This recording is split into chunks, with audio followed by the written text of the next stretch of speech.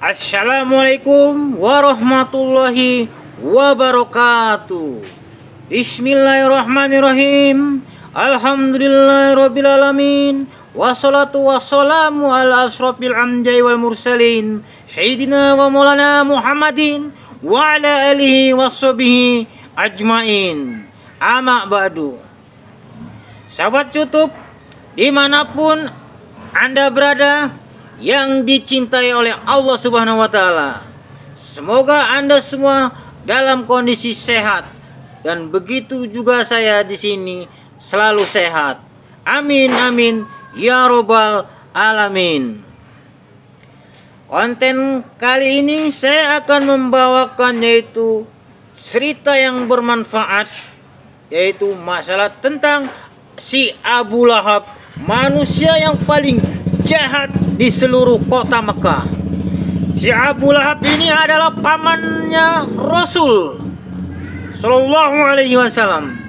Dia ini paman Rasul dari pihak ayah, tetapi ini paman yang paling jahat. Si Abu Lahab ini paling jahat bersama istrinya, yaitu si Ummu Jamil, si penyebar fitnah atau dalam istilah pembawa kayu bakar.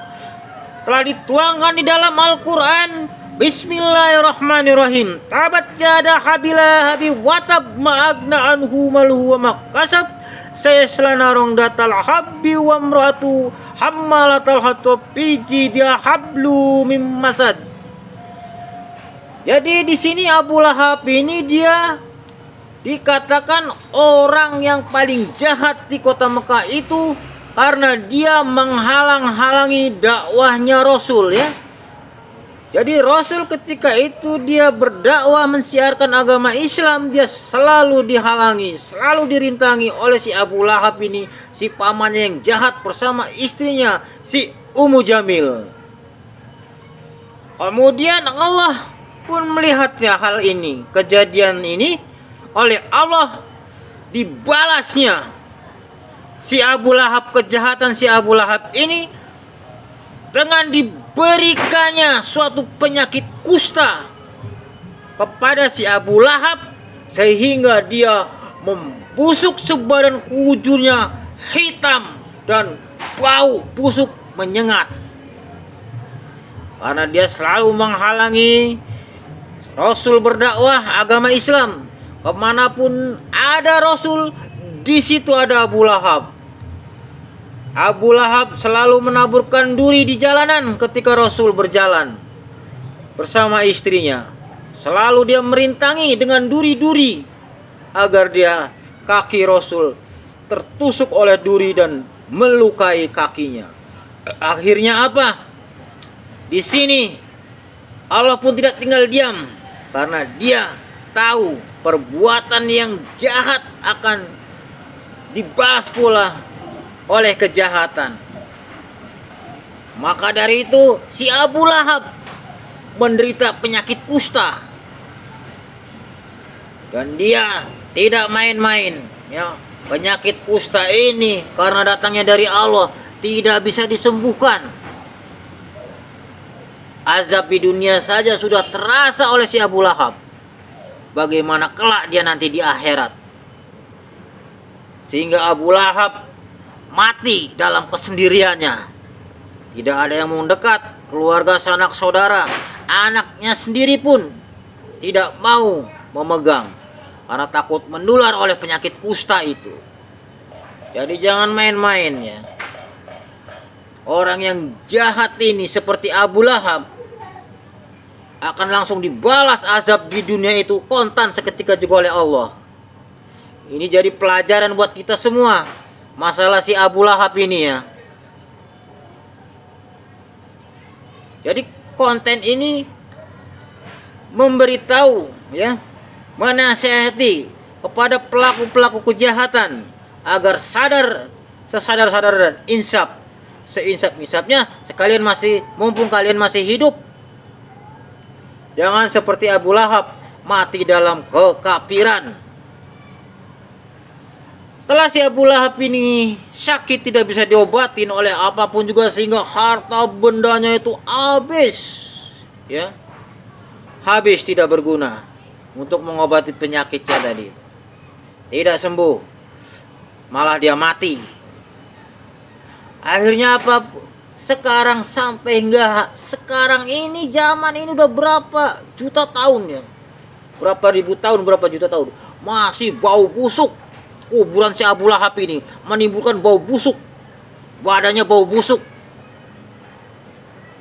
badan si Abu Lahab ini, karena tidak ada yang mau menguburkan secara resmi. Jadi digali lubang jauh-jauh, jadi memasukkan ke lahat itu didorong pakai kayu yang panjang agar tidak menempel ke tubuh seseorang, agar tidak menulari penyakitnya itu. Sangat ironis sekali ya, menyedihkan sekali kematian si Abu Lahab, orang kaya di Mekah, tapi orang jahat juga di Mekah, matinya sia-sia dalam kondisi kafir. Maka dari itu kita jangan seperti Abu Lahab ya. Sadarlah, siapa yang masih berkecimpung di dunia kejahatan, insaf. Sekalian selagi Anda masih sehat, masih hidup. Kalau udah seperti Abu Lahab ini udah ya, bahaya. Lalu Nabi pun juga tidak berani ya untuk memakamkannya si Abu Lahab ini, pamannya sendiri tidak berani. Karena semua itu sudah ada petunjuknya dari Allah. Dengan cara gali lubang dari jarak jauh, didorong pakai kayu, masukkan ke lubang, lalu dilempari pakai batu hingga dia tertimbun, dia tidak terlihat. Sampai sekarang pun makamnya tidak diabadikan. Cuman ada di lokasi, yaitu di bukit Gunung Abu Lahab. Sampai itu gunung pun dinamai Gunung Abu Lahab, karena itu kampung dia, kampung Abu Lahab ya. Orang kaya ya, terkaya di Mekah, dan orang paling jahat di Mekah, paman Rasul sendiri itu. Tapi pamannya yang baik si Abu Thalib ya. Kakeknya si Abdul Muthalib, ayahnya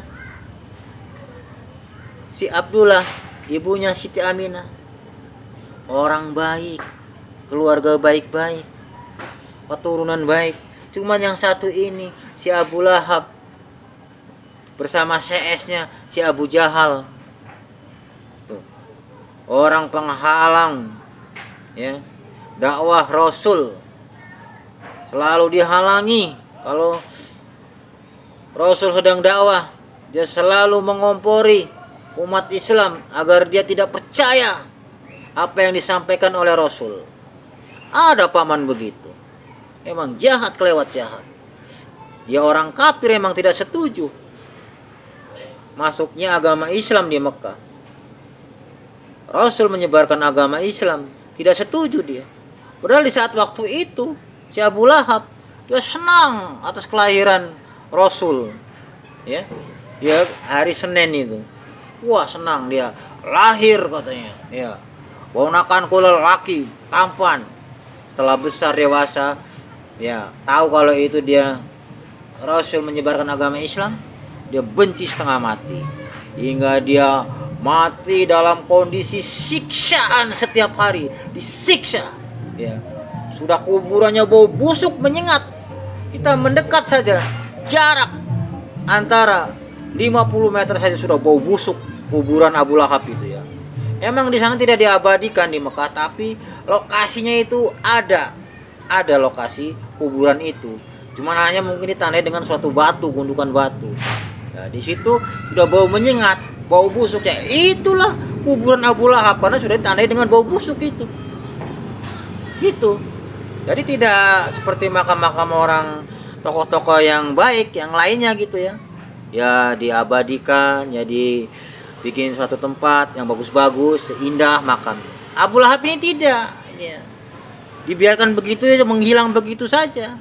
Ya, bekasnya itu lokasinya cuma ditunjuk oleh ya orang-orang penghuni situ. Kalau ada yang menanya, itu disitulah di kaki Gunung Lahab, Abu Lahab itu kuburannya di lokasi itu. Kalau di situ menyengat bau busuk ya, dia bilang itulah kuburan Abu Lahab.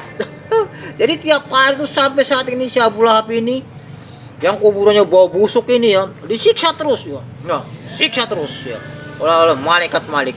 Sehari-hari dia tanpa siksaan, tanpa henti siksaannya. Kecuali dia di hari Senin.